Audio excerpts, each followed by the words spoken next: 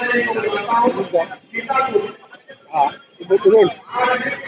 Sir आज यहाँ पे काफी मात्रा में वो पेंशनर एकत्रित हुए हैं, तो किन मांगों को लेकर एकत्रित हुए कुछ बताइए हमारे क्या।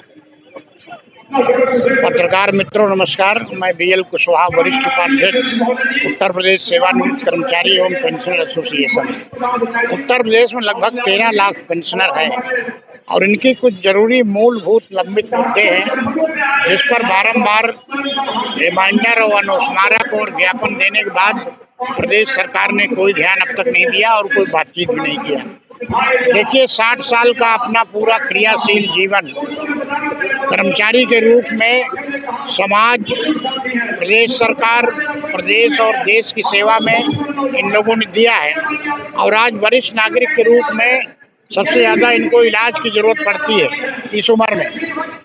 और स्वास्थ्य विभाग ने मुख्यमंत्री जी से उद्घाटन करा के कैशलेस इलाज का जोर शोर से प्रचार प्रसार तो कर दिया, लेकिन अस्पतालों में धरातल पर जमीनी स्तर पर व्यवहारिक रूप से लोगों को इलाज नहीं मिल पा रहा।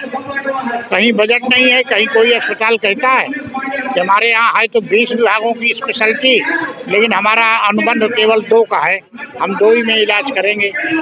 इस तरह की दिक्कतें हैं। इसके अलावा अगर पेंशनर ने अपने पैसे से इलाज करा लिया, उधार मांग के इलाज करा लिया, तो महीने 15 दिन में उसकी बिल जैसे ही देता है प्रतिपूर्ति हो जाना चाहिए, रिम्बर्समेंट हो जाना चाहिए।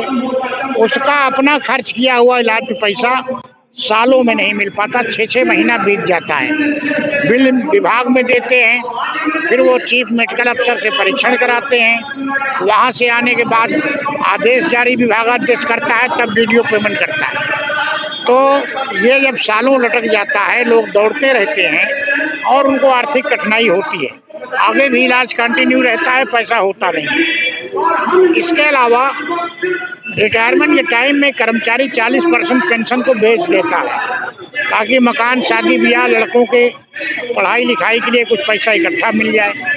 अब इसका मजेदार किस्सा देखिए, वर्तमान में 89 रुपये मिलता है, 1 रुपये बेचने पे 89 रुपये, और सरकार वसूलती है 180 रुपये। 7 साल 5 महीने में वो राशि की पेंशन की भरपाई हो जाती है, लेकिन जबरन सरकार 15 साल तक वसूलती है।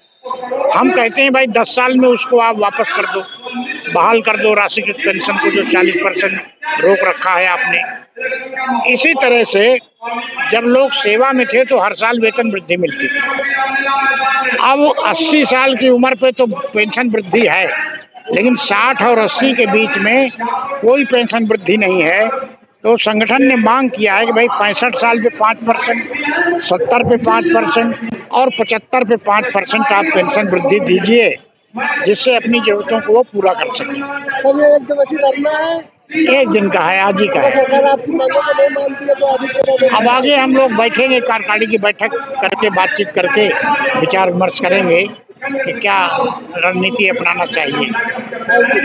हमारी मुख्यमंत्री जी और प्रधानमंत्री जी से अपील है, 60 साल की जिंदगी सेवा में देने के बाद आज वरिष्ठ नागरिक हो गए, तो इनकी उपेक्षा करना ये केंद्र और सरकार के हित में नहीं है। असंतोष अच्छी चीज नहीं है। हाँ बताइए। उत्तर प्रदेश कोई अगला कदम अपने एसोसिएशन का क्या होगा? एसोसिएशन बैठक करके निर्णय लेंगे। 2024 में वोट की चोट करेंगे। देखिए भाई, ऐसा है, हमारा ये संगठन है तो गैर राजनीतिक, लेकिन असंतोष किसी समाज में हो, चाहे पेंशनर समाज हो, कर्मचारी समाज हो, समाज का दूसरा कोई वर्ग हो, अगर सरकार के प्रति असंतोष है, उनकी बातें नहीं सुनी जा रही हैं, तो ये उनके लिए नुकसान नहीं, सरकार के लिए भी नुकसानदायक है।